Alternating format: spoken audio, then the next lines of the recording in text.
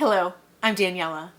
Now today's video is a little different than most videos that I publish here on YouTube. On YouTube I stick to artwork. I very rarely bring my personal life into my videos. But today's video is a recap of 2022. And I have a hard time separating my personal life from my professional life, because so many things from my personal life inspire me and carry over into my professional life. When I'm doing artwork, I take things from my everyday life, or maybe I'm inspired by something that I heard someone say or that I saw in my travels. So on today's video is where I bring that all together. We're also going to sum up the year 2022. So it's a little bit of a clip show as well. Some of these things you might be familiar with from my previous videos, and some things might be new to you. First off, I want to start by saying a big thank you to all my subscribers and any viewer that I have. I've reached 20,000 subscribers, and that is amazing to me, and I really can't tell you how thankful I am.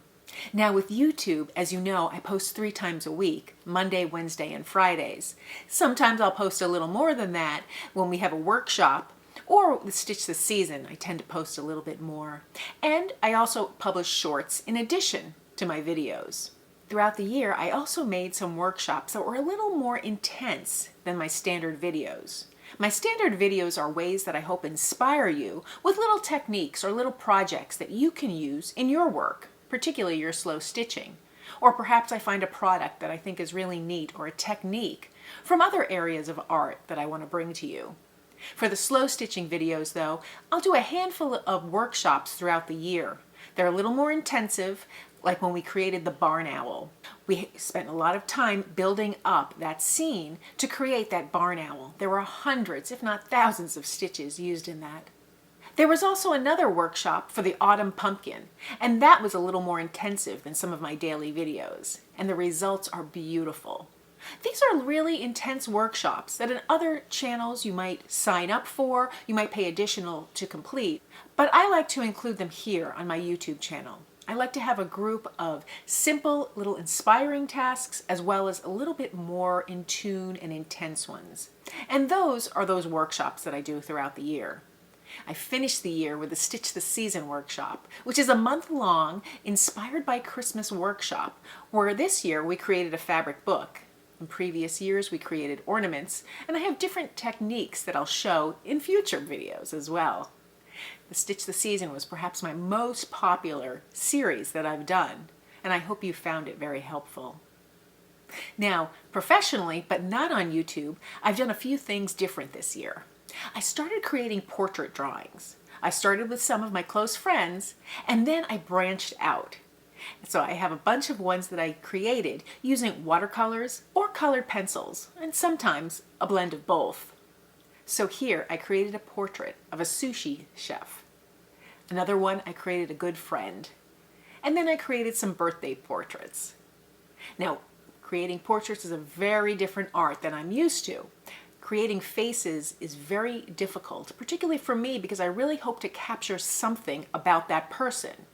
It can be just something as simple as the angle of an eye or a glint in an eye, but I really have a hard time capturing that. At least I'm very hard on myself. Another thing that I did this year is I created a book cover for the author McGee.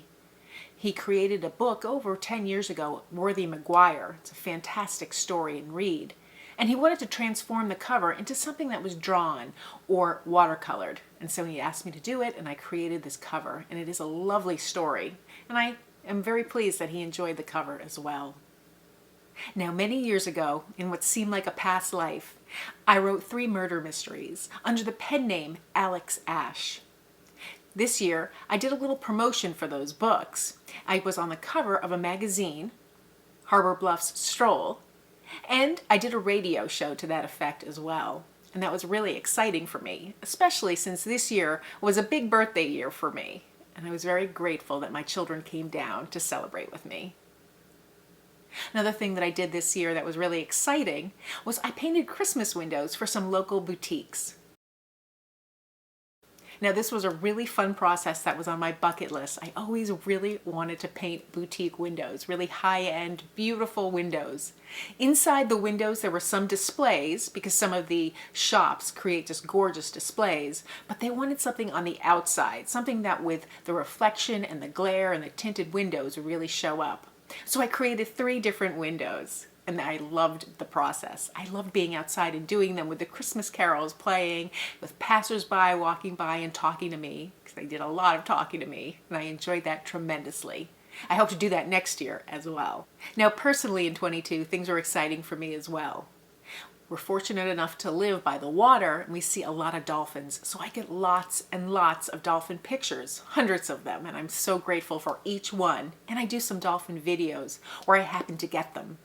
There are some dolphins that I've learned that have personalities, and they blow water from their spout, and that kind of lures me out, and I can't wait to see them.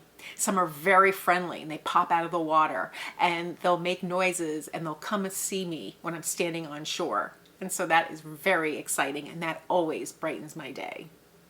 I started in a bowling league, and that was another thing on my bucket list. I had a friend who joined a league and invited me to join with her, and I did. We have a great time every Monday night, even though I am a terrible bowler. But I'm getting better. Very slowly, but I am getting better. I had some wonderful visits with family this year. My brother and his family came down to Disney World, and I met them there. And so my other niece joined us. We have a big family, so there's always people going in and out, and it's lovely to all get together. We had a fantastic time, and I am so grateful for that time with them. I also went north to visit my family. We do an early Christmas get-together. What started out as a little bit of a hectic trip, I'm not a great traveler, I was mesmerized when I walked into the airport, and there was this enormous, enormous flamingo. It was just an art installation, a sculpture, and it is phenomenal. And I wanted to include that in today's video because I found it inspiring, and I think you might as well. Then I was fortunate to make the trip up north in fairly good weather.